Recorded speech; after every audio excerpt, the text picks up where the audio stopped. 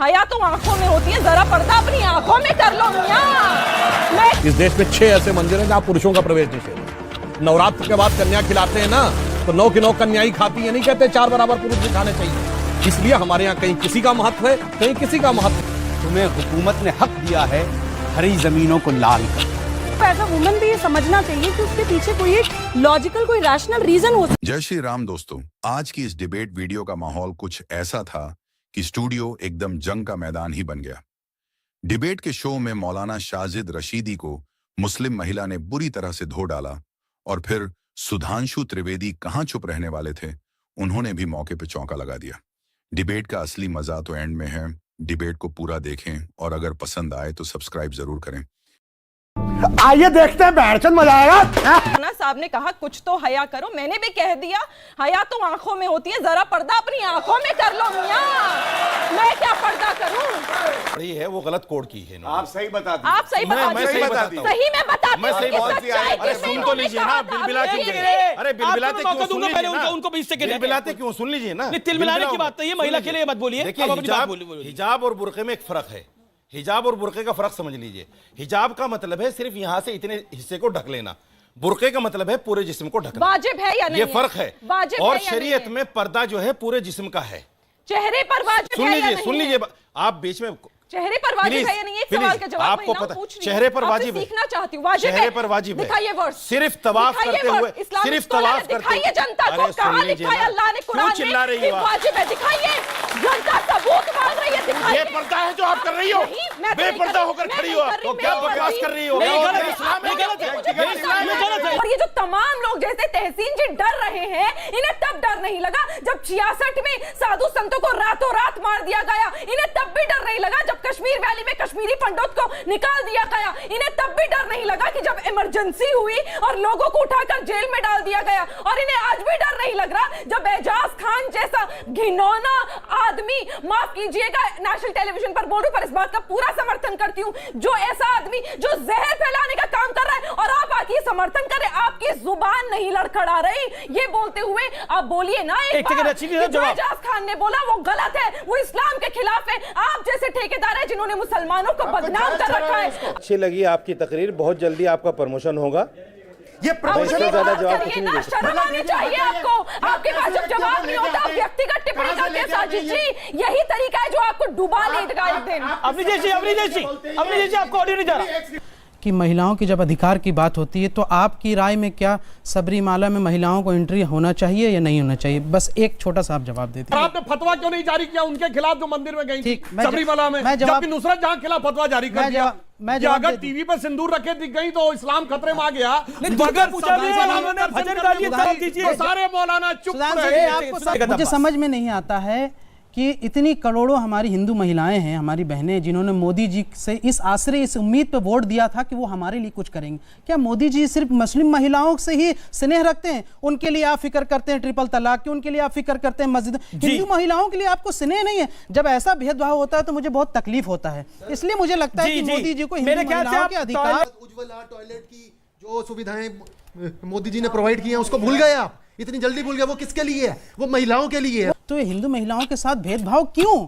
और सवाल ये है, नहीं, सवाल ये है कि आप हाजी अली दरगाह के केस में महाराष्ट्र की बीजेपी सरकार खुद पिटीशन डालती है कि वहां पे महिलाओं की एंट्री होनी चाहिए। और सबरीमाला के केस में आपका स्टैंड ये है कि सबरीमाला में अगर फैसला औरतों के पक्ष में भी आया तब भी हम जो है वो ऑर्डिनेंस ला करके उसको खिलाफ कर देंगे, महिलाओं के खिलाफ। जो सीमेटिक रिलीजन है, जहां सब कुछ सब जगह एक ही सा होता है और जो हमारे यहाँ अलग अलग होता है, उसमें बात समझने का अंतर है। इस देश में 6 ऐसे मंदिर हैं जहां पुरुषों का प्रवेश निषेध है, जिसमें एक केरल में ही है अटक्कल भागवती मंदिर। और हम और आप सब साल में 2 बार ऐसा त्योहार मनाते हैं जिसमें सिर्फ महिलाओं की प्रधानता है। नवरात्र के बाद कन्या खिलाते हैं ना, तो 9 की 9 कन्या ही खाती है, नहीं कहते 4 बराबर पुरुष भी खाने चाहिए। इसलिए हमारे यहाँ कहीं किसी का महत्व है, कहीं किसी का महत्व है, उसके अनुसार उसका है। और पहली बात, सबरीमाला में महिलाओं के प्रवेश रोका नहीं गया है, केवल एक निश्चित आयु वर्ग की महिलाओं के लिए, बाकी किसी के लिए कोई समस्या नहीं है। यहां पर एक और बात, हमारे यहाँ तो अलग अलग है। शंकर जी के ऊपर दूध चढ़ता है तो हनुमान जी पे सिंदूर चढ़ता है, तो गणेश जी, गणपति जी के ऊपर दूर्वा चढ़ती है। तो भाई हमारा तो विविध प्रकार की व्यवस्था है, उसके अनुसार इसका महत्व है। आपके यहां तो सब कुछ एक सा है, उसका उत्तर देना चाहिए। हमारे यहां कहीं स्त्री का महत्व है तो कहीं पुरुष का महत्व है। शेर पढ़ के अपनी बात को शुरू करता हूं मैं कि जहां भी पहुंचो धुआं बिछा दो, जहां भी पहुंचो धमाल कर दो, तुम्हें हुकूमत ने हक दिया है हरी जमीनों को लाल कर दो। और अपील भी तुम, दलील भी तुम, गवाह भी तुम, वकील भी तुम, जिसे भी चाहे हराम कह दो, जिसे भी चाहे हलाल कर दो, तुम्हें हुकूमत ने हक दिया है हरी जमीनों को लाल कर दो। जैसे 3 तलाक का मुद्दा पास कर दिया, राम मंदिर का पास कर दिया, मस्जिद वाला भी पास कर दीजिए, कौन रोक रहा है? कि मैं खुद महिला हूँ, फीमेल लॉयर हूँ और फीमेल विक्टिम्स के लिए काम भी करती हूँ, एक्टिविस्ट भी हूँ। देखिए, पहले मैं बात करती हूँ इस्लाम की। इस्लाम में कहीं भी मस्जिदों में, किसी भी इस्लामिक टेक्स्ट में मस्जिदों में महिलाओं की एंट्री मना नहीं है।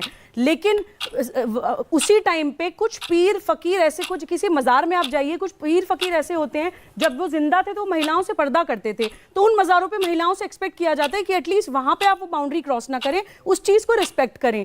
यही प्रिंसिपल अप्लाई होता है सबरीमाला पे भी। जो अय्यप्पा लॉर्ड हैं वो एक सेलिब्रेट लॉर्ड माने जाते हैं, ब्रह्मचारी माने जाते हैं। जैसे सुधांशु जी ने बोला कि इस देश में 25 लाख मंदिरों में से 6 मंदिरों में आदमियों की एंट्री बंद है और सिर्फ 5 मंदिरों में औरतों की एंट्री बंद है। तो हम लोगों को एज अ वुमन भी ये समझना चाहिए कि उसके पीछे कोई एक लॉजिकल, कोई रैशनल रीजन हो सकता है। सूडो फेमिनिज्म के नाम पे और सबरीमाला में जिन्होंने घुसने की कोशिश करी थी, जो मुस्लिम एक्टिविस्ट रिहाना फातिमा हैं, उनके बारे में बता दूं, ये वही हैं जो 2014 में किस ऑफ लव मूवमेंट की प्राइम लीडर थी और सड़कों पे लड़का लड़की एक दूसरे को किस करके अपनी इंडिपेंडेंस दिखा रहे थे। तो ये भी देख लीजिए कि ये सूडो फेमिनिज्म ऐसा भी नहीं होना चाहिए कि आप कल्चर के खिलाफ खड़े हो जाएं। इसको हिंदू मुस्लिम मत बनाइए प्लीज। भगवान श्री राम के बारे में क्योंकि यहाँ पर बात हुई, तो मैं बता दूं कि भगवान श्री राम ने प्रमाण किस प्रकार दिया। हम सब जानते हैं कि शबरी एक दलित महिला, उनके हाथों से उनका झूठा बेर उन्होंने खाया था और खाने से पहले उन्होंने ये नहीं पूछा था कि कहीं वो अपने मासिक धर्म से तो नहीं गुजर रही। ये था प्रमाण हिंदुओं का। अब आ जाते हैं मुसलमानों पर। यहाँ पर इस्लाम गलत नहीं है। इस्लाम गलत इसलिए नहीं है क्योंकि हजरत आयशा और हजरत खदीजा एक बड़ी बिजनेस वुमेन थी जिन्होंने इस्लाम को कामिल करा है। गलत कुरान नहीं है, गलत है तो इन जैसे मौलाना जिन्होंने तमाम इस्लाम को और मुसलमानों को बदनाम कर रखा है। आज दो राही मिलाकर खड़ा कर दिया इन्होंने मुसलमान को। यही है कि औरतों का हक मिलना चाहिए। इस्लाम के अलावा औरतों को किसी ने हक नहीं दिया। नंबर 1 बात इसमें देखते हैं, मदीना में 35 लाख, मेरी बात सुन, 35 लाख आदमी 40 लाख होता है हज के दौरान, उसमें कम से कम 20% महिला होती है। जिसे मस्जिद जाना है उनके लिए मस्जिद का इंतजाम है। सुबुई 40 second, stick to time limit please. देखिए, मैं ये मान रही हूँ इस बात को कि इस्लाम महिलाओं के मस्जिदों में जाने में या प्रेयर स्पेस में जाने में इस्लाम में एज पर कुरान कोई मनाही नहीं है। डिनाई नहीं कर सकते कि मुस्लिम पुरुषों ने एक ऐसी पितृसत्तात्मक व्यवस्था कर रखी है कि हर चीज इस्लाम के नाम पे महिलाओं को ही दबाया जाता है। मस्जिद जाके तो दिखाए महिलाएं। ये लोग, यही अंसार रजा साहब सबसे आगे जाके खड़े होकर उसकी खिलाफत करना स्टार्ट कर देंगे। दूसरी बात, मैं प्लीज यहाँ पे एक भारतीय होने के नाते भी बोलना चाहती